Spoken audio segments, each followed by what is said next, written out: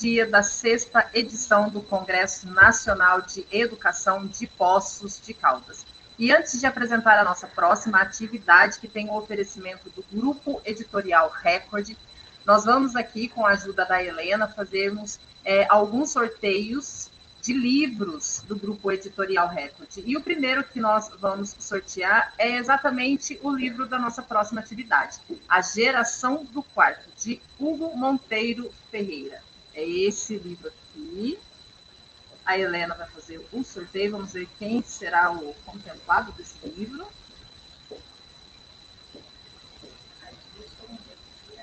Adilson Ventura da Silva. Parabéns, Adilson.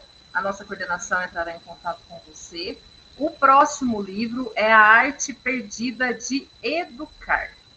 Esse livro aqui. Vamos ver quem vai ganhar. Adriana Vieira Soares. Parabéns, Adriana. Vamos para o próximo. O Professor Refém. Olha só, esse livro aqui. Eu acho que a minha câmera travou. Vamos ver.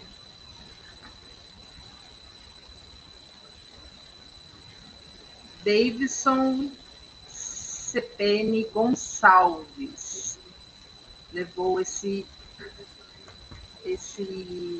livro. A câmera travada. Ninguém pode ver?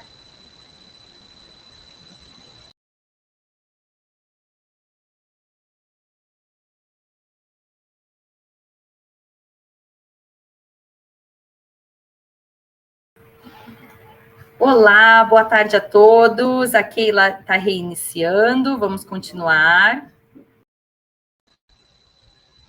Acontece, né, pessoal? Minha câmera travou. O próximo livro, então, é País Mal Educado, de Daniel Barros. Esse livro aqui, vamos ver. Eliana Junqueira. Parabéns, Eliana.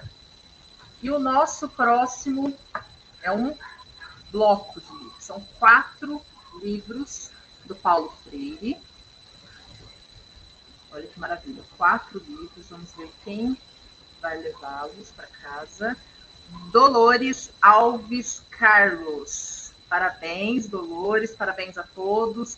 A nossa coordenação entrará em contato com todos vocês para que, se forem daqui de Poços de Caldas, fazerem a retirada aqui na GSC Eventos, ou então a gente enviará para todos vocês aí em suas casas. Tá ok? Agora, iniciando então a nossa atividade no oferecimento do Grupo Editorial Record, A Geração do Quarto. Eu chamo então o nosso primeiro convidado, professor doutor Hugo Monteiro Ferreira. Seja bem-vindo, professor. Olá, Keila. Muito obrigado pela apresentação, quer dizer, muito obrigado pelo convite, né, inicialmente. Uma alegria estar aqui, tá bom? Maravilha, nós que ficamos felizes. E para conduzir aí essa entrevista, nós chamamos a nossa segunda convidada, a professora Bebel Soares. Seja bem-vinda, professora, prazer tê-la conosco. Boa tarde, tudo bem? Muito obrigada pelo convite. Maravilha. A sala é toda de vocês. Um ótimo trabalho. Obrigado. Boa tarde, Hugo, tudo bem? Olá, Bebel, boa tarde. É uma alegria estar contigo aqui nessa empreitada desse 6º congresso, né? Congresso de Educação de Poços de Caldas. Sempre um prazer, gente, estar com o Hugo. Boa tarde para todo mundo. Esse livro do Hugo, gente, é um livro muito impactante. Eu já li tem um tempo e estou indicando ele para todo mundo, né? E é interessante porque as pessoas gostam e depois me dão esse retorno e eu vou passando para o Hugo, assim. É um livro que me marcou muito porque eu, apesar de já ter quase 50 anos, me vi muito em várias situações do livro quando eu era adolescente. Eu já fui muito geração do quarto, embora eu não seja dessa atual geração. E eu tenho um filho também, né, de 13 anos, então acompanho essas transições da adolescência e tudo, e é muito impactante, né, o que a gente tem visto agora com as adolescências. E eu queria que você contasse um pouquinho, Hugo, assim, como que se deu o início das entrevistas que você fez, né? Qual a necessidade que você sentiu de conversar com esses jovens? Então, Bebel, primeiro eu queria te agradecer muito, porque você foi uma leitora partilhadora, né? Que você leu, partilhou com muitas pessoas, sobretudo com mulheres. Eu queria também dizer que assim, o público que tem lido muito meu livro são mães.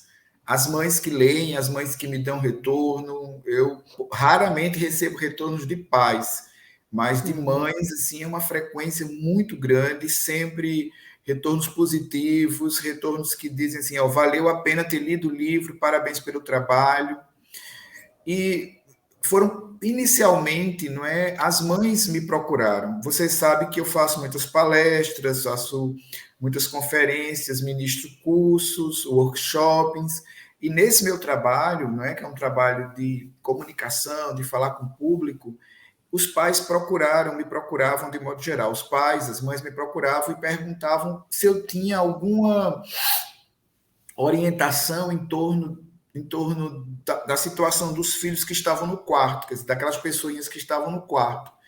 E aquilo inicialmente foi me chamando a atenção, porque a frequência da pergunta aumentava, independentemente do lugar que eu tivesse no Brasil, e começou em mim aquela inquietação de pesquisador, né? Eu digo, olha, tem uma pergunta que eu quero fazer e essa pergunta está nascendo em mim, quer dizer, eu estou parindo uma pergunta. E a pergunta era, o que é que essas crianças e esses adolescentes estão fazendo dentro dos quartos? E dessa pergunta, eu fiz uma pesquisa que desde o início tinha por objetivo ser transformada em livro. Eu imaginei que era preciso responder a essa pergunta, mas responder para aquele público que tinha me procurado. Então, eu não queria responder para os meus pares na universidade, eu não queria responder para a comunidade científica, eu queria responder sim para a família, para a escola, eu queria responder para o público que podia me ouvir, que tinha me perguntado e me provocado. Então, eu elaborei um questionário. Esse questionário tinha, na sua estrutura, ele tinha 5 partes, com 70 questões, e essas questões todas me levavam a querer saber da saúde socioemocional, da saúde mental de crianças e adolescentes, crianças ali entre 11 e 18 anos, que estavam no quarto. Lancei o questionário em 5 capitais brasileiras, 3 capitais do Nordeste, 2 capitais do Sudeste, e o retorno me deixou impactado. Não é? Eu acho que esse impacto que as pessoas têm quando leem meu livro foi o impacto também que eu tive quando recebi o retorno. O retorno me deixou impactado porque o retorno me dizia que crianças e adolescentes que tinham respondido o questionário apresentavam doença mental. Né? Quando eu digo doença mental, entendam que a palavra doença mental pode ser entendida por transtorno mental, pode ser entendida por movimento autodestrutivo. A palavra doença mental é uma palavra forte, mas, de fato, ela pode ser empregada nesse caso, porque você tem a mente ali adoecida, a mente muito ansiosa, ansiosa patologicamente, com muito medo patológico, com pânico, uma mente depressiva, uma mente angustiada, uma mente inquieta, uma mente violentíssima. Então, assim, uma mente que me causou muitos questionamentos. Daí, desse questionário, depois que eu consegui alcançar 3.115 pessoas entre 11 e 18 anos, eu decidi fazer um recortei para 238 e usei um critério para recortar. Era se essas pessoas, quem dali daquele grupo tinha se autodeclarado, digamos assim, vítima de bullying ou de cyberbullying. Então, esse foi um critério para fazer o recorte dos 238. Feito isso, eu fui para uma segunda etapa da pesquisa. Eu fui entrevistar. E a entrevista é uma entrevista semi-estruturada, né? Todo mundo sabe que uma entrevista semi-estruturada permite ao entrevistador mudar perguntas, adequar contextos, colocar aquilo que quer, a partir também daquilo que percebe. E eu, então, fiz isso e logo em seguida eu decidi fazer rodas de discussão. E nas rodas de discussão eu consegui também ouvir adultos, né? Adultos e adultas que confirmaram aquilo que eu já tinha anunciado, Havia sim um grupo, esse grupo eu chamei por Geração do Quarto. Esse grupo é um grupo de crianças e adolescentes, ou pré-adolescentes. Algumas pessoas também me dizem, Hugo, não seria pré-adolescentes? Eu digo, sim, pode ser. Você tem ali 11 anos, né? É que eu não sei bem o que é pré-adolescência. Isso é outra questão conceitual que eu posso depois discutir. Mas então eu digo crianças e adolescentes e que têm muita dificuldade de comunicação com as pessoas que moram na mesma casa, usam excessivamente as redes sociais digitais e apresentam psicopatologias, sintomas psicopatológicos ou comportamentos autodestrutivos. Entre eles, esses comportamentos autodestrutivos, a ideação suicida, a autolesão sem intenção suicida, também conhecida por automutilação, cortes, e a prática, quer dizer, a tentativa e muitas vezes, mais de uma vez, de suicídio. Então, assim, você tem um grupo que tem um comportamento autodestrutivo, que passou pela violência do bullying e do cyberbullying, que tem dificuldade de se comunicar dentro de casa e, ao mesmo tempo, também é um grupo que usa excessivamente as redes sociais digitais. Bom, a princípio, eu teria, portanto, um grupo muito adoecido, Bebel. Eu teria um grupo assim que me assustou, no sentido de, olha, as crianças e os adolescentes estão muito adoecidos, né? Então, eu poderia ter enveredado também pela tese da criança doente, né? Ou então, da criança que adoeceu porque usa excessivamente as redes sociais digitais. Mas eu percebi, eu acho que isso é um achado da minha pesquisa, que essas pessoas que apresentavam esse quadro, elas não tinham problemas cognitivos no campo da escola. Essas pessoas não tinham. Não havia uma causa e consequência, por exemplo, adoeceu emocionalmente e teve problema no desempenho escolar. Essas pessoas tinham um boletim azul. Ou seja, elas tinham nota acima da média. O que me levou a uma outra inferência.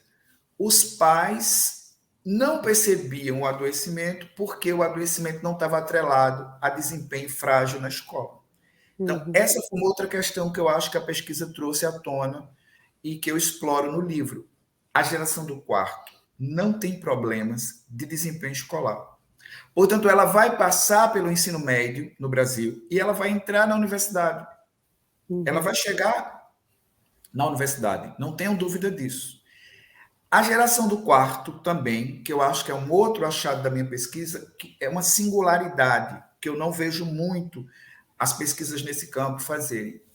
A geração do quarto, ela não é uma geração que você possa dizer fracassada. Ela não é uma geração parasita. Ela não é uma geração de cretinos digitais. Ela não é. A geração do quarto, ela tem uma potência muito grande. Mas onde ela manifesta essa potência? Ela manifesta essa potência, por exemplo, no caso das meninas. Ela manifesta essa potência no que nós chamamos no Brasil de empoderamento, digamos assim. Eu não gosto muito da palavra empoderamento, por razões também conceituais, mas eu diria, ela tem uma lucidez da sua identidade como mulher. A geração do quarto tem uma lucidez da sua identidade como mulher, portanto, é uma menina que tem muito mais possibilidade e probabilidade de lutar pelos seus direitos. E é isso que você vai encontrar em garotas como Greta Thunberg, como Malala. Você vai encontrar meninas que têm consciência da sua condição de gênero, que têm consciência da sua condição de orientação sexual, que é outro dado da geração do quarto. A geração do quarto se relaciona com a sexualidade de um modo muito mais plural e diverso do que gerações anteriores. A geração do quarto também tem uma relação com o consumo diferente. Ela não consome simplesmente por consumir, porque quer vestir essa ou aquela grife, quer essa ou aquela bolsa, quer esse aquele tênis, quer esse aquele boné. A geração do quarto, quando ela vai para o campo do consumo, ela associa consumo com causas sociais. Ela associa consumo com trabalhos voluntários. A geração do quarto tem preocupação com o sistema ecológico, ela se preocupa com a biodiversidade, ela se preocupa com os reinos que não são necessariamente hominais. Daí você vai ver um crescimento muito grande de garotas e garotos que fazem resgate de animais de rua. Uhum. Animais que estavam na rua, que simplesmente eram jogados na rua, que em muitos casos foram mortos. Você tem grupos de adolescentes hoje que fazem resgates. É essa mesma geração. É a mesma que está no quarto. Ela é uma geração que usa excessivamente o álcool. Isso é um problema, porque o álcool usado pela geração do quarto não tem a ver com a alucinação da alegria, mas tem a ver com a alucinação da fuga. Mas eu queria, assim, só inicialmente te dar esse quadro. Você quer me fazer outra pergunta? Porque eu tenho outras coisas para dizer, mas inicialmente eu queria dizer que a geração do quarto não é fracassada. A geração do quarto ela tem uma potência muito grande, ela nos aponta caminhos, mas ela é uma geração que tem fragilidades socioemocionais explícitas. Eu também quero depois discutir um pouquinho o que é que eu chamo por explícitas. Existe uma grande necessidade de fuga, às vezes, da realidade para eles, né? E isso tem uma relação maior com os pais, com a escola, uma falta de conexão com os pais, uma falta de conexão com os professores, um excesso de conexão, um excesso de informação, né? Porque tem muita informação nas mídias sociais. Qual que é a maior causa, assim, desses transtornos mentais desses adolescentes? Eu penso que a maior causa dos transtornos mentais tem uma multifatoração, quer dizer, tem vários fatores, mas me parece que, associando todos esses fatores, um que se torna evidente, que é preponderante, eu entendo que a geração do quarto não é ouvida. Ela não é ouvida. Então, quando você não é ouvido, você tem uma sensação de rejeição. Essa sensação de rejeição causa em você muitos transtornos no campo da autoestima. A geração do quarto, ela não tem uma autoestima, isso que a gente chama de amor próprio, por exemplo. A geração do quarto tem muita fragilidade no amor próprio, ela tem muita fragilidade na autoestima, e eu acho que essa fragilidade na autoestima, no amor próprio, tem a ver com uma sensação de rejeição, de não encaixe no mundo e de mundo que me recusa.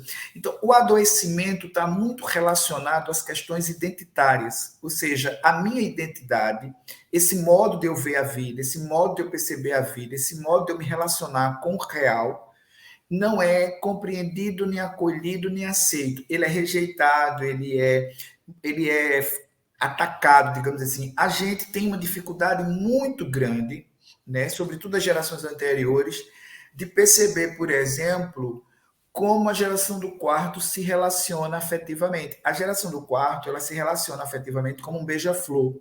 Um beija-flor, ele vai bicando flor, ele bica flor aqui, ele bica flor ali, ele bica flor acolá.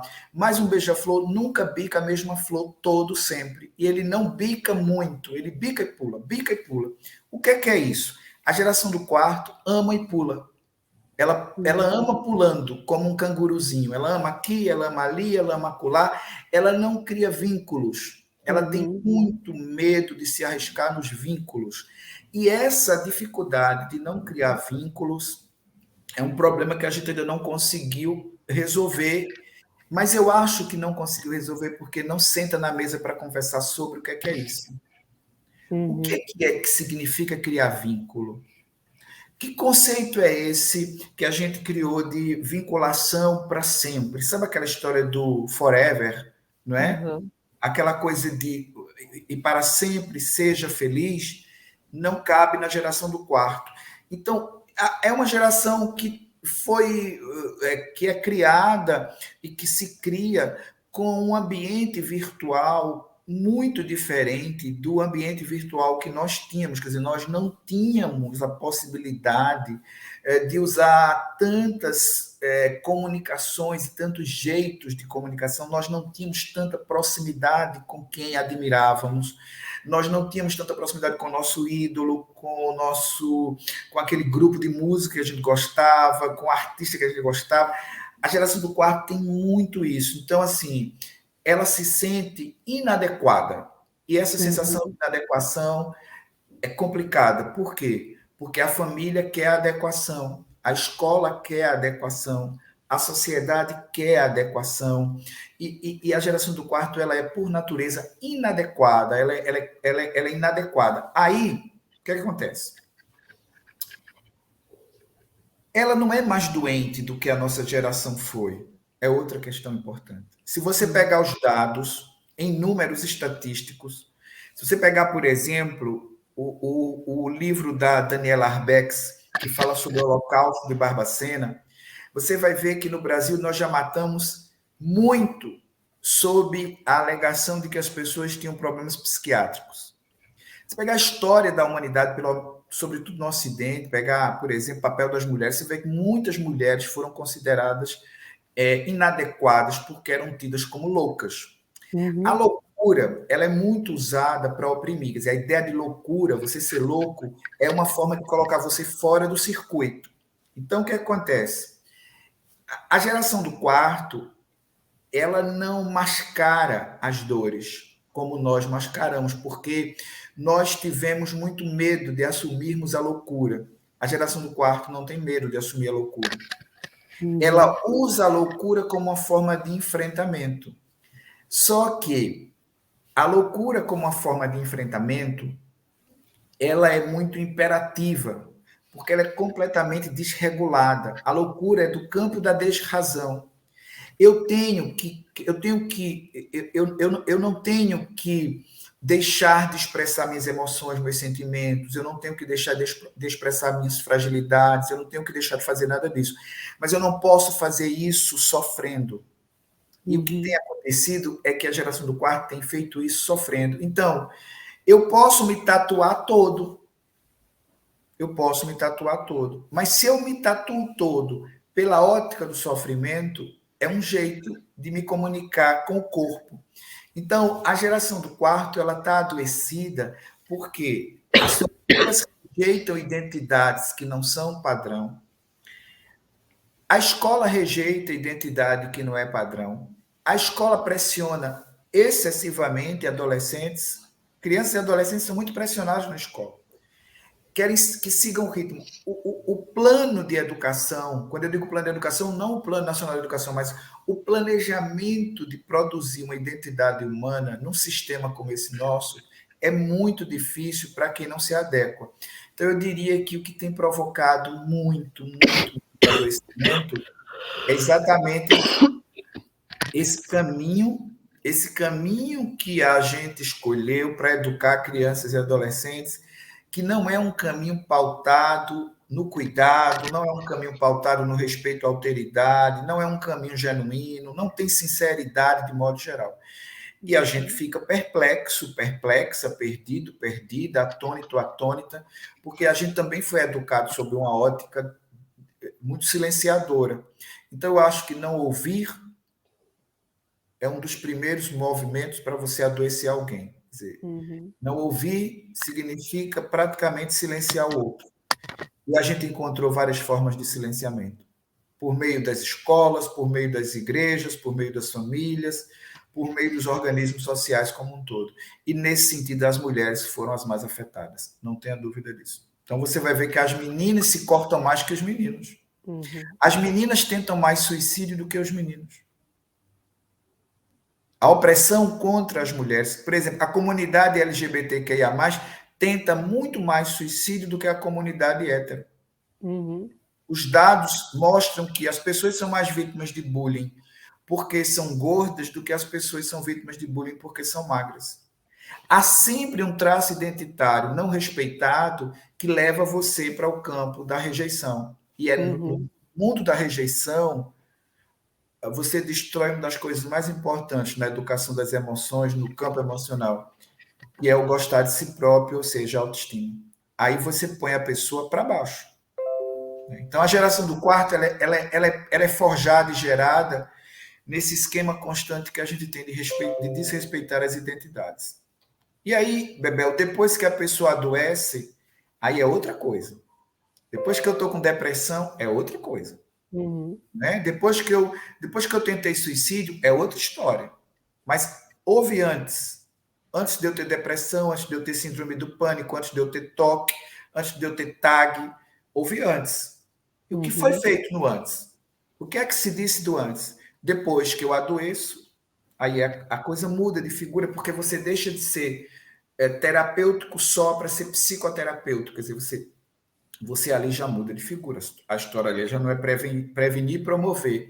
A história é acompanhar para tentar curar. Né? Então, são fatores, são multifatores, e esses multifatores me parece que podem ser canalizados para a expressão do silenciamento. Quer dizer, eu silencio as pessoas ficam em silêncio. Mas ficam em silêncio como, Hugo? Elas não tornam palavra o desejo. Né? Pensando numa visão mais psicanalítica, o desejo não torna-se palavra. O desejo vem de outra maneira, vem pelo corpo. Pelo corpo ele tem vindo muito nessa geração. Vem pelas fugas da web, pela fuga da internet, pela fuga do álcool, pela fuga da gravidez na adolescência, pela fuga do sexo sem camisinha. Vem por várias formas. É interessante, você até comenta no livro, porque algumas meninas, elas engravidam propositalmente, né? Elas intencionalmente na adolescência. É uma forma de... Elas acham que isso vai resolver um problema, e na verdade a gente sabe que está criando um outro problema, né? E qual que é o papel da escola, Hugo, dos professores, nessa escuta, né? Nessa falta da escuta, né? O que pode ser feito para reverter essa situação?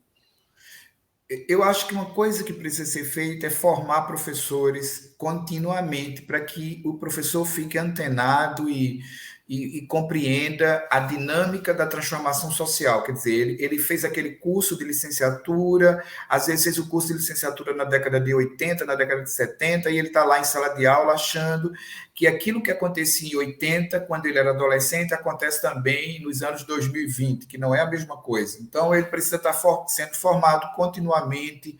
Congressos como esse, por exemplo, que tentam atualizar os professores, as professoras, políticas públicas que, infelizmente, nesse momento no Brasil, nós estamos com um governo que não se preocupa com a educação escolar, é um governo despreocupado com a educação escolar, despreocupado com a educação pública de modo geral e, de modo geral, também com a educação superior, mas, assim, políticas públicas na educação, formação de professores que tragam temáticas relacionadas a essas questões. Né? Então, a gente precisa, primeiro, formar professores. Eu acho que a escola precisa ter um projeto político-pedagógico, quer dizer, a escola precisa dizer qual é o espaço que o cuidado tem na escola. Nós temos legislação no Brasil. 2015 foi homologada uma lei, por exemplo, de enfrentamento ao bullying. 2016 foi colocado um Dia Nacional de Enfrentamento ao Bullying e à Violência Escolar. A Lei 93/94/96, a chamada Lei de Diretrizes e Bases da Educação, ela foi ratificada em 2017 para poder atender à demanda da Lei de 2015 sobre o enfrentamento ao bullying. Agora, em 2019, foi homologada uma lei chamada Vovó Rose. Essa lei é para trabalhar a questão da prevenção e da prevenção ao suicídio e autolesão sem intenção suicida. Em 2017, você tem a homologação da BNCC, as 10 competências gerais da BNCC, sobretudo as 3 últimas, tentam enfrentar a questão do cuidado. Há muito tempo, o cuidado deixou de ser um espaço frequente na escola. Quer dizer, a escola priorizou a cognição, o tal do império da cognição, o tal do resultado, da nota, de alcançar a nota, de explicar cognitivamente para o mundo, numa racionalidade técnica, o que é aprender. Então, o que eu acho que a escola tem que fazer? Ela primeiro tem que criar um espaço de cuidado dentro dela. Eu sugiro que todas as escolas, sabe, Bebel, tenha mesmo um núcleo do cuidado nas suas instituições. O que é o núcleo do cuidado? O núcleo do cuidado é um núcleo da escuta. Não é um núcleo, não é um SOI, não é um setor de orientação educacional, não é o setor psicopedagógico, não é o setor psicológico. O núcleo do cuidado é um núcleo da escuta, é um núcleo da prevenção ao adoecimento, mas pela escuta acolhedora. Então, eu acho que as escolas precisam criar urgentemente nos seus estabelecimentos um espaço de escuta. Eu posso ter o espaço de escuta para escutar crianças e adolescentes, mas eu devo ter também espaços de escuta para escutar professores e professoras, porque nesse processo eu preciso cuidar de quem cuida. Professores e professoras no Brasil estão adoecidos e adoecidas. O número de burnout, por exemplo, é frequente em professores e professoras. A exaustão mental, o desrespeito à classe docente, a precarização da classe docente, a desqualificação da classe docente leva o docente ao adoecimento. Então, os professores e as professoras precisam de cuidado. E quem tem que cuidar dos professores e das professoras? A comunidade escolar. Uhum. Então, o que é que a gente precisa fazer com professores e professoras? Precisa cuidar deles e delas, e eles aprenderem a cuidar também. Porque na grande maioria, e quem está aqui nos ouvindo sabe isso, porque quem está aqui nos ouvindo, a sua grande maioria é da área da educação. Professores e professoras são, no Brasil, a resistência à destruição do sistema escolar no Brasil. Se não fôssemos nós, professores e professoras, o sistema escolar no Brasil estaria em situação ainda mais complicada. Se pegar, por exemplo, estados como Minas Gerais, Rio de Janeiro, Pernambuco, São Paulo, analisa a situação docente, a quantidade de adversidade da situação docente. Então, o que é que eles precisam fazer? Primeiro, eles precisam tomar consciência de que eles têm que gritar e pedir socorro também. E depois eles têm que gritar e pedir socorro protegendo crianças e adolescentes. Ou seja, eu tenho que cuidar daquele menininho e daquela menininha para juntos nós sermos cuidados e cuidadas. Então, a minha compreensão é essa. A urgência na criação de núcleos de cuidados humanos nas escolas. A implementação da lei que exige que as escolas tenham um programa de enfrentamento ao bullying e ao cyberbullying. O trabalho com a educação socioemocional. A educação precisa enfrentar isso. Nós precisamos enfrentar a seguinte questão. Ou nós cuidamos da educação socioemocional, ou nós cuidamos das emoções, ou vamos ter problemas muito mais sérios. Ah, Hugo, mas esse problema não é da escola, é da família. É da escola também. Não pode ser da família só porque chegou na escola. Uhum. E a escola e a família foram instituições que sempre andaram ali, páreo a páreo. Eu não Era posso... isso que eu ia te perguntar. Porque tem que ter uma conexão, tem que ter uma ligação entre a escola e a família também, né? Como é que se faz isso? Porque muitas vezes a família também não quer tomar conhecimento, né? Acha que o que acontece lá dentro da escola é um problema da escola, e a família e a escola acha que o que acontece lá na família, da família, a gente sabe que são dois ambientes muito importantes para essas crianças e esses adolescentes, e a gente não pode achar que são duas coisas desvinculadas, né, Hugo? Não, não são. E elas não... Se você pegar ali por volta do século XVII, século XVIII, no Ocidente, sobretudo, quando vai haver uma reforma no conceito de família, quer dizer, família deixa de ser aquela família mais alargada para ser uma família mais nuclear, uma família mais triangular, no sentido de que você tem os pais e você tem os filhos, aquilo ficou mais nucleado. Você vai ver que, paralelamente àquela nucleação familiar, também se criou um tipo de escola que a gente chama de escola, uma escola simultânea. O que é uma escola simultânea? É uma escola em que um fala, os outros ouvem. É uma escola que foi criada, quer dizer, ela foi reformada, reformulada, mudada, para andar páreo a páreo com a família. Então, elas não podem ficar distantes. Em qualquer sociedade em que família e escola se distanciam, você vai ter um Frankenstein. Você vai ter ali uma invenção de Mary Shelley, você não vai ter algo que... Elas são complementares. O que acontece? Elas têm muita dificuldade de diálogo, sempre tiveram, e continuam tendo. Então, a gente tem que criar uma ponte entre a escola e a família. Quem é que pode fazer essa ponte de maneira maravilhosa? É o direito à criança e ao adolescente. Quando a família reconhece que criança e adolescente têm direito, a escola reconhece que criança e adolescente têm direito, unidas, elas lutam pelo direito da criança e do adolescente. O que significa isso em termos de Brasil? Cumpre a Constituição Federal de 1988, que nos seus artigos principais, quer dizer, a Constituição Federal de 88 no Brasil, no meu ver, ela é um grande ganho, mas ela tem artigos que explicitam, é dever do Estado, da família, ou seja, da escola, cuidar do direito da criança e do adolescente. As pessoas estão para mostrar a capa do livro, aqui a capa do livro. Vejam lá, comprem o livro. Vão lá comprar o livro. Comprem O o livro livro do está teu lá livro. nos mais vendidos na Amazon ainda, né, Hugo? Sim, olha, Bebel, outro dia um orientando meu de mestrado disse assim, professor, o seu livro não sai do pódio. Ou seja, o meu livro sempre está entre os primeiros mais vendidos. Isso me alegra muito, porque quanto mais ele chegar, né? Aqui está novamente a capa, tá, gente? Ele foi publicado pela Editora Record. Essa capa é linda. Eu vou lançá-lo aqui em Portugal no dia 4 de julho. É uma capinha emborrachada, eu ainda não tinha pegado no meu livro. Ó. E eu amo o meu livro. E isso que eu falo aqui para vocês, que a Bebel está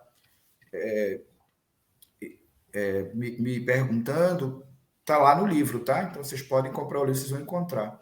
Então, assim, a família e a escola tem que andar para a paro, juntinhas, caminhando, ali as duas, conversando. E quem é a ponte? Para mim, a ponte é quando as duas tomam consciência de que tem o direito quer dizer, que as crianças têm direitos, que adolescentes têm direitos. E aí eu começo a dizer, bom, se minha criança tem direitos, se o adolescente tem direitos, vamos tentar protegê-los. Porque qual é o grande papel da escola? O grande papel da escola é fazer com que a gente aprenda a viver bem. E qual é o grande papel da família? O grande papel da família é fazer com que a gente aprenda a viver bem. São duas instituições que não tem que me preparar para nada, assim, me preparar no sentido de dizer, vou preparar essa criança aqui para ela ser médica. Eu não tenho que preparar ninguém para ser médico. Eu não tenho que preparar ninguém para ser engenheiro, eu não tenho que preparar ninguém para ser arquiteto, para ser professor. Eu tenho que preparar as pessoas para elas serem felizes. O que é ser feliz? Ser feliz é um conceito muito amplo. Eu poderia fazer uma palestra só para tentar discutir o que é ser feliz. Mas eu diria, é viver confortável consigo. É gostar de si quando se olha no espelho. É respeitar o outro. Respeitando a si próprio, quer dizer, não tem muita dificuldade de você explicar isso através de palavras. Então, me parece que a escola e a família precisam fazer isso. O que nós fizemos foi diferente. Nós criamos uma escola que quer preparar para o mercado de trabalho e uma família que quer que a escola prepare. Mas só que não pergunta para ninguém. Você quer ser o quê? O que é que você quer na vida? Como é que você gosta? Não pergunta. E tem medo que eu responda. Sabe por que não pergunta? Sabe por que a escola e a família têm muita dificuldade de perguntar as coisas da geração do quarto? Porque tem medo da resposta. Medo, Muito medo da resposta. Imagina eu perguntar para minha filha, qual é o nome do seu namorado? E ela me dizer, eu não tenho namorado nenhum. Mas eu vi você com um rapaz. mas eu fico com ele. Você fica com ele. E o que é que significa ficar? Ficar significa transar. Imagina você escutar ali da sua filha isso. As pessoas tremem por dentro. O seu filho, por exemplo. Olha, você vai trazer sua namorada aqui em casa? Não, vou trazer meu namorado. Os pais não querem. Ou então eu chego para a escola e digo, eu detesto o jeito como vocês querem me ensinar. Eu detesto esse conteúdo, eu detesto ter que ficar o tempo todo sentado, ter que ficar... Dá para fazer de outro jeito? A escola não quer ouvir isso. Ela quer ouvir, assim, que você gosta da aula, ela quer ouvir que ela preparou você para fazer o Enem, ela quer ouvir que você aprendeu o que está contando, o que está ali no livro didático, porque é um caminho ali, né? Quer dizer, ela quer ouvir o que esperam também que ela diga. Então, me parece que as crianças e os adolescentes estão nos apontando o caminho novo. Por isso que aqui no livro, o subtítulo é Quando Crianças e Adolescentes nos Ensinam a Amar. Por isso. Tem muito adulto, né, tanto do professor quanto do pai, que não quer ouvir. Por quê? Porque é uma geração que muita coisa é muito diferente da nossa. Eles têm uma abertura muito maior entre eles para falar de sexualidade, para transitar, como você falou, né? Experimentar coisas diferentes, que a gente não tinha essas possibilidades, né? E essa dificuldade de a gente ouvir, por quê? Para a gente ouvir, a gente tem que estar preparado para mudanças internas, né? Tanto escola, quanto pais, quanto professores. A gente precisa mudar as coisas, os nossos conceitos, os nossos preconceitos, e isso é um caminho muito longo, é muito difícil. E é essa barreira que eu acho que é complicadíssima, né, de transpor, e só transpondo que a gente vai conseguir ter esse diálogo e ter essa escuta, né, com os adolescentes. Eu vou fazer só ler os comentários aqui. A Clara Furtado falou, as pessoas falam à torta e à direita num contexto geral, mas não se escutam naquilo que é necessário. Cada dia mais fica propenso a engolir o grito de socorro. Isso. Luciano Nogueira fala, a família, escola são corresponsáveis, embora percebemos que uma transferência de responsabilidades para a escola. Sim, a família e a escola, como eu disse, né, são corresponsáveis. Sim, elas precisam andar de mãos dadas. Quando elas se separam, quem geralmente sofre com isso é a criança e o adolescente. Também sofre o pai e a mãe, também sofre a mãe e a mãe, o pai e o pai, sofre o professor, sofre a professora. Então, o que eu sugiro é que a escola e a família procurem cuidar. A prioridade é cuidar da criança e do adolescente para que eles vivam bem, para que eles sejam confortáveis emocionalmente. As emoções estão confortáveis. Isso tem a ver, sobretudo, com eu me encontrar. Sabe aquelas perguntas bastante filosóficas, antiquíssimas, né? Aquelas perguntas da filosofia clássica, quem eu sou, de onde eu vim, para onde eu vou. Acho que essas perguntas devem ser sempre retomadas, no desejo de fazer o outro e a outra ter conforto emocional, né? Eu acho que isso é uma questão importante. Outra questão que eu acho que vale a pena trazer para a roda é o humor. O verdadeiro humor. O humor é um elemento central na educação de crianças e adolescentes. Então, a escola precisa ser mais bem-humorada. E a família também precisa ser mais bem-humorada. A gente precisa trabalhar muito o humor, trabalhar a ludicidade, o lúdico. O lúdico é um elemento essencial também para a escola e para a família.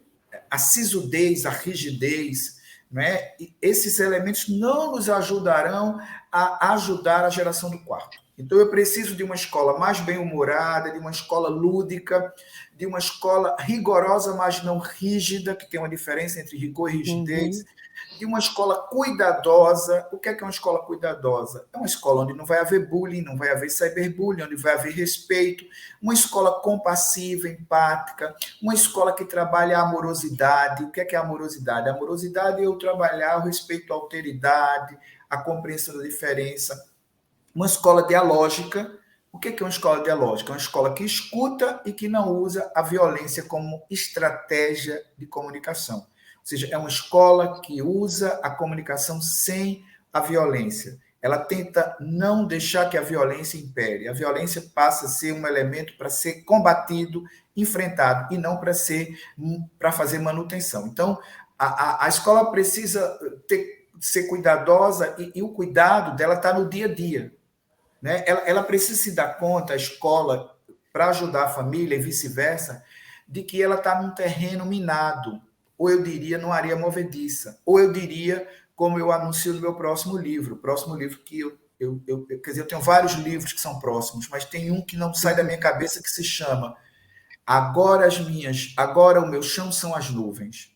E quando eu piso nas nuvens, eu piso em algo completamente incerto, completamente fofo, que pode me levar. Então, a escola precisa me ensinar a criar asas. Eu preciso aprender a ter asas. E como é que eu vou ter asas? Eu acho que eu tenho asas pela ludicidade, eu tenho asas pela brincadeira, pelo humor, sabe? Isso é fundamental. Eu acho que é uma escola aberta. Tem espaço para a imaginação também, né? Da criação. Criatividade, trabalhar o cérebro no que ele tem de maior possibilidade de criatividade, sabe? Uma escola que não vai abrir mão da inteligência, mas ela vai reconhecer que a inteligência não tem nada a ver exclusivamente com a racionalidade técnica.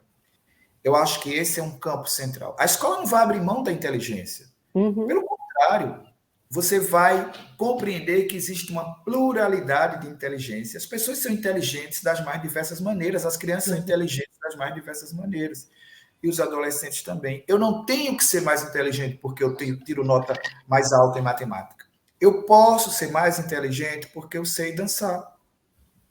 A escola tem que enfrentar os sistemas e não coadunar e baixar a cabeça para os sistemas. Eu acho que esse é um campo. Perfeito. A Neisa Almeida está perguntando: como os professores e família precisam fazer para ajudar essa geração? Então, aquilo que eu tinha dito, cuidar, que significa acolher sem preconceito. O acolhimento é algo fundamental, acho que é uma categoria que tem que ser bastante discutida. A categoria, eu sempre digo, escutar e acolher, junto a escutar e acolher. O que é que significa, Hugo, escutar e acolher? Escutar sem comparar.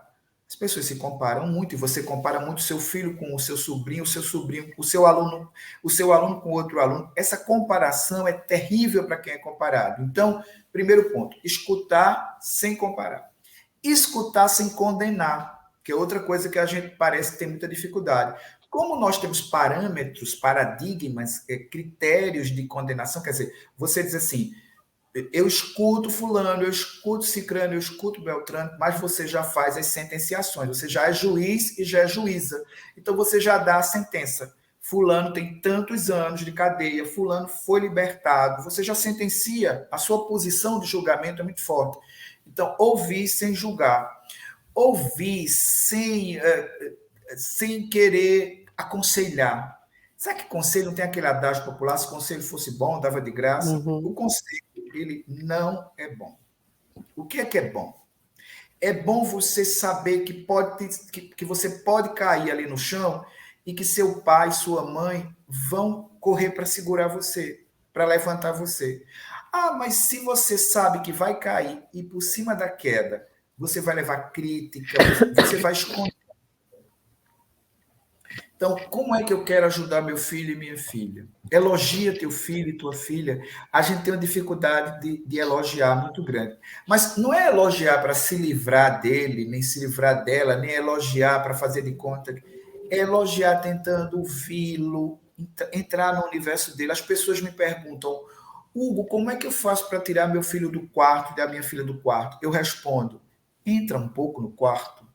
Vai lá ver o que acontece dentro desse quarto. Dentro desse quarto, entra, enfrenta um pouco a dor. A gente tem muita dificuldade de querer ir para a dor. Vai para a dor um pouco. Entra e vê o que acontece ali. Ali dentro precisa de você. Você precisa entender que seu filho e a sua filha gostam de funk. Ah, mas eu só gosto de MPB. Seu filho e sua filha gostam de new sertanejo. Ah, mas eu só gosto de rap. Olha, seu filho e sua filha gostam de coisas que você não gosta. Então, seu aluno e sua aluna gostam de coisas que você não gosta. Isso é um ponto importante. Então, ajudar significa acolher sem condenar. Eu acho que a gente tem que trabalhar muito essa ideia da escuta. Observa o corpo. Ajuda nesse sentido, mas também se ajuda. Uma coisa que eu quero dizer para os pais que estão me ouvindo, e as mães, e para os professores e para as professoras, não entra na vibe de se culpar, de viver o estágio da culpa, eu sou culpada, meu filho é assim porque eu sou assim, meu aluno é assim. Não entra nisso. A culpa é uma grande criação, é uma armadilha para a gente. Então não se culpa, mas lucidez. Trabalha com a lucidez. A lucidez é um exercício constante, cotidiano, se põe à disposição. Agora, tem uma questão que eu acho central. No caso dos pais e das mães, não dá para você ter filho e depois inventar que não teve. Filho é um legado para a vida toda. Por isso que eu acho que nem todo mundo pode ter. Uhum. E ser professor e professora não é para todo mundo também. Uma vez eu ouvi Fernanda Montenegro dizendo: ser ator não é aparecer na televisão e fazer sucesso e ganhar dinheiro com pôster de Instagram ou mesmo com vídeo em TikTok. Não tem nada a ver. Ser ator é outra vibe. Ser professor e professora é outra vibe. Exige talento, técnica, exige disposição. É como Paulo Freire dizia, não é tia nem tio professor. Professor é professor, é uma categoria social e é uma profissão, talvez a mais importante que a gente tenha no campo social, porque dela vem todo mundo, nesse formato de sociedade que a gente tem. Então, eu diria também, sabe o quê? Quer ajudar a geração do quarto? Olhe um pouquinho como é que os povos indígenas criam seus filhos. Dá uma olhadinha como é que os povos originários criam os filhos, as crianças. Dá uma olhada nisso. Vamos aprender um pouco com os quilombolas, os indígenas. Vamos pegar um pouco do povo que a gente nunca olhou muito. Para de olhar para os norte-americanos como se eles fossem o grande paradigma de como educar filho. Para de olhar para isso e olha para os povos indígenas. Vê como é que eles tratam. Mas eu vou fazer igual. Ninguém tem que fazer igual porque não tem manual para educar filho e filha. Mas uma coisa é certa: o cuidado, o respeito, o carinho, a atenção são elementos essenciais para ajudar a geração do quarto. E lembra, a geração do quarto também tem muito para te ajudar. Muito. A Lucilene está comentando aqui, Lucilene Oliveira, é mais fácil fazer de conta que o problema não existe do que dar ouvidos a eles. Sim, sim. É mais fácil a gente fingir. A gente tem uma coisa de fingir muito, né? Assim, a gente é uma sociedade muito do fingimento. Eu poderia dizer que nós somos uma sociedade do fingimento. É mais fácil. Mas só que a geração do quarto tem uma coisa, tá? Luciene, que a geração do quarto tem forçado a gente a não fingir. Quer dizer, você não consegue fingir quando os índices de suicídio vão lá para cima, quando você tem uma epidemia de autolesão, você não consegue fingir quando tem contágio emocional e uma turma toda, por exemplo, tem pico de ansiedade e precisa ser chamada a ambulância para socorrer. Você não consegue fingir. Então, a criança e o adolescente, ele agora diz para você, não adianta fingir. Stop no fingimento. Você agora vai ter que enfrentar. O que é que a gente vai fazer? O problema está posto, foi colocado em causa, não dá mais para esconder. O que é que você vai fazer? Meu livro talvez tenha essa finalidade. Eu vou mostrar mais uma vez aqui a capa dele, porque talvez ele tenha essa força aqui, esse amarelo, esse azul, digam isso. Né? Não dá para esconder. Eu acho que o seu livro ele traz muitas perguntas para a gente mesmo e as respostas estão dentro da gente, né? Eu encontrei muitas respostas em mim depois que eu li. Você não traz as coisas mastigadas, você conta o que acontece, né? E a gente tem a resposta dentro da gente. Né? Tem muito isso, da gente conseguir também ter coragem de olhar lá para dentro, de coisas que doem na gente, como mãe, como professor, enfim, para conseguir entendê-los, conseguir ouvi-los, né, Hugo? Você sabe, Bebel, que eu vejo que tem muitos livros norte-americanos.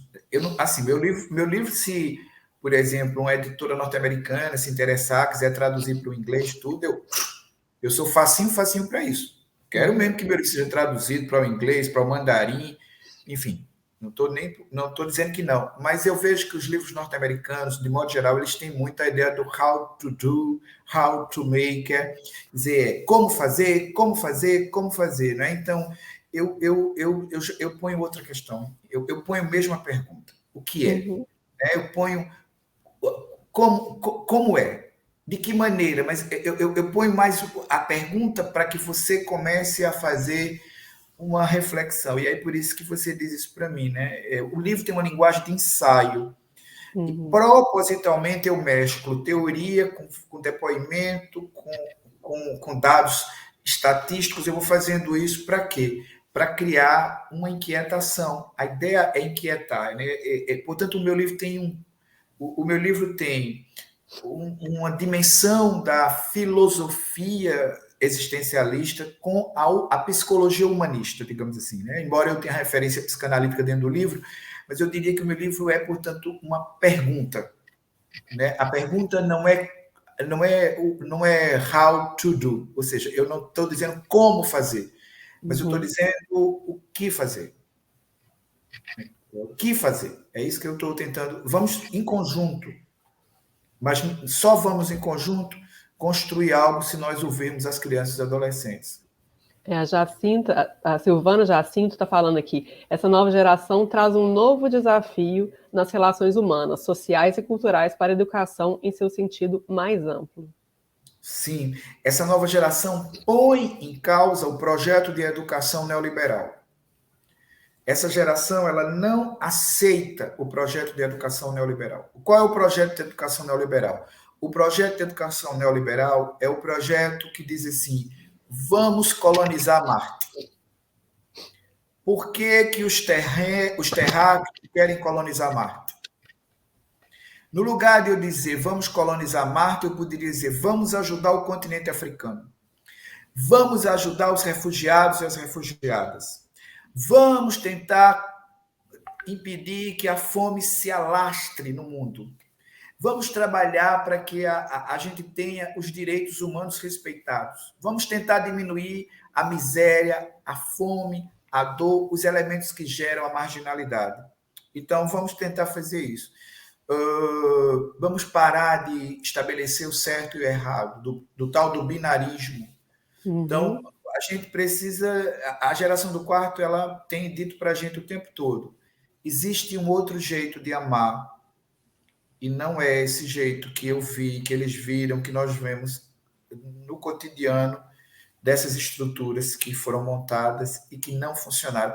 Hugo, como é que você sabe que não funcionou? Leiam os relatórios da OMS sobre suicídio. Leiam os relatórios da OMS sobre suicídio que você vai ver por que não funcionou. Recentemente, a gente teve vários casos, né, de problemas em escolas, né? Você chegou a colocar até no seu Instagram. Aqui em São Paulo teve um suicídio de uma adolescente dentro da escola. Então, são casos que o suicídio não é falado, né, na mídia, enfim, porque tem essas questões éticas e tal, né, que pode... Mas a gente sabe que acontece, né? E a responsabilidade da escola, porque eu vejo muitas vezes os pais da escola querem punir o adolescente que já está em sofrimento. Não é dando uma suspensão, colocando de castigo, que aquele sofrimento vai ser sanado, né, Hugo? Então, essa questão que você traz no livro, assim, ela é muito importante para a gente conseguir enxergar isso. Não é punindo, coagindo e oprimindo que você vai conseguir salvar a geração do quarto.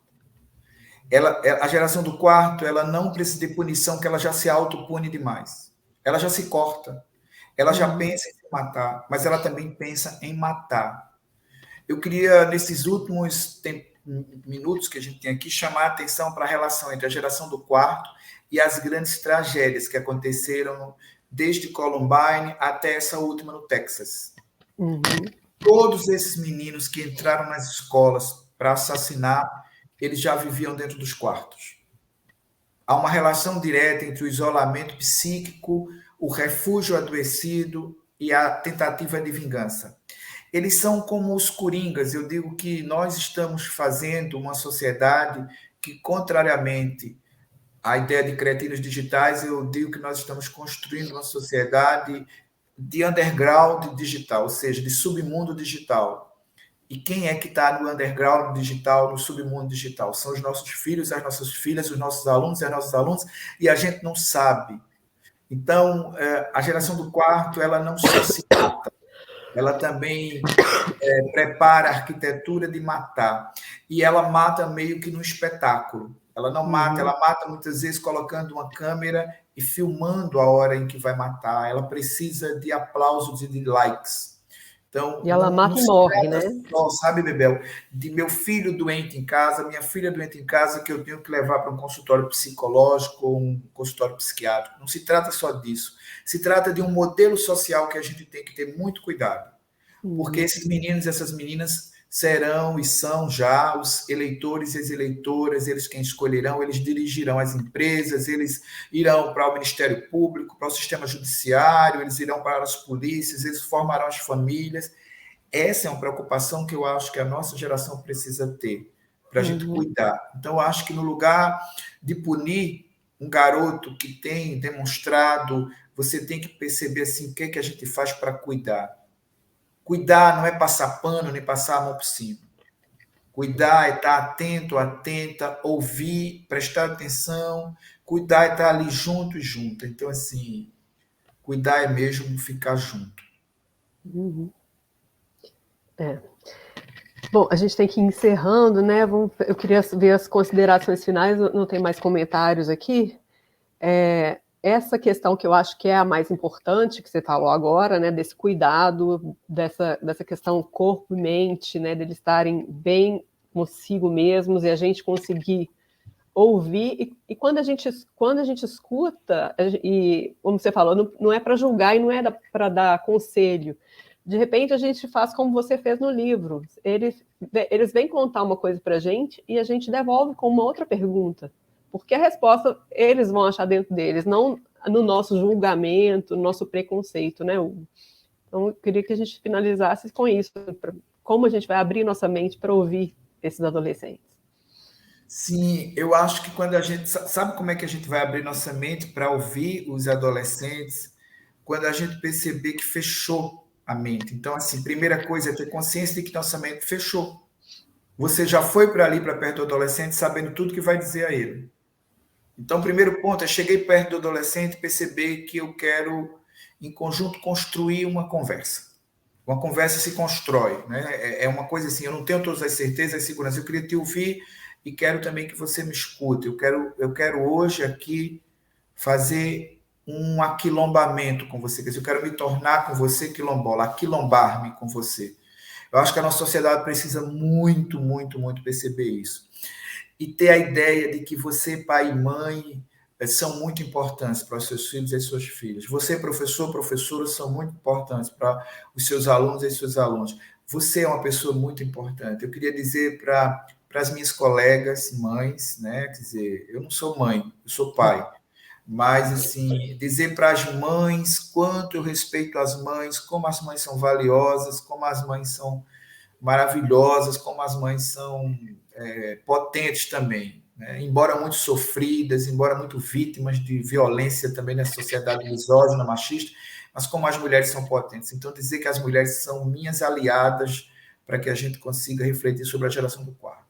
Dizer para os professores e para as professoras que como a gente é importante, sabe? Muitas vezes querem fazer da gente o culpado e a culpada de tudo. Nós não somos. Nós somos pessoas também fragilizadas e queremos aprender. Então, eu queria parabenizar professoras e professores que estão nos ouvindo participando desse evento, não é? Porque a educação é, sem dúvida nenhuma, o melhor e o mais acertado caminho para a gente construir uma sociedade mais segura e livre. E, por último, pedir para que vocês comprem. Onde pode comprar? Em todas as livrarias do Brasil.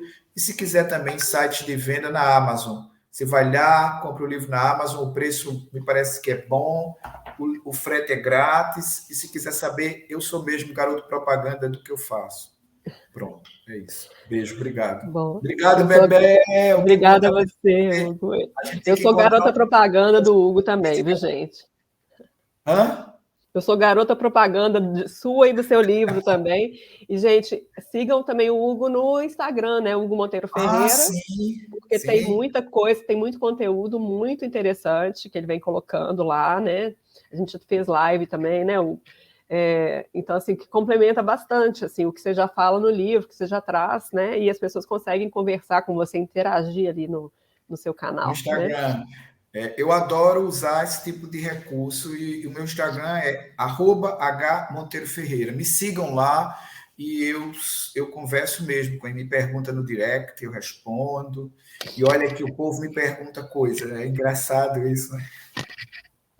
O direct do Instagram é super legal, porque a gente consegue ter essa interação, porque às vezes a pessoa não gosta de falar, né? Que as pessoas saibam que ela está interagindo com a gente, e está ali, você está ajudando, você está orientando, né? Sem que os outros vejam e tal. E é muito gostoso. Eu queria te agradecer muito pelo livro, né? Por você, a gente já se conhece há muito tempo, mas esse livro realmente é um livro que marcante, e é um livro que, para mim, que né, com o filho entrando nessa fase, com amigos, né, que me chamam de tia, ele me ajuda muito a conseguir lidar com o meu filho adolescente, com a turma de adolescentes dele, entender, né, o que eles estão vivendo, essas mudanças, essa coisa do ficar, dos namoros, dos relacionamentos e tal. E me ajuda muito a abrir a cabeça das mães para que elas consigam ouvir seus filhos e entender que as experiências que eles vão ter hoje não são as experiências que a gente teve quando a gente tinha essa idade, né? Que é uma geração diferente. Isso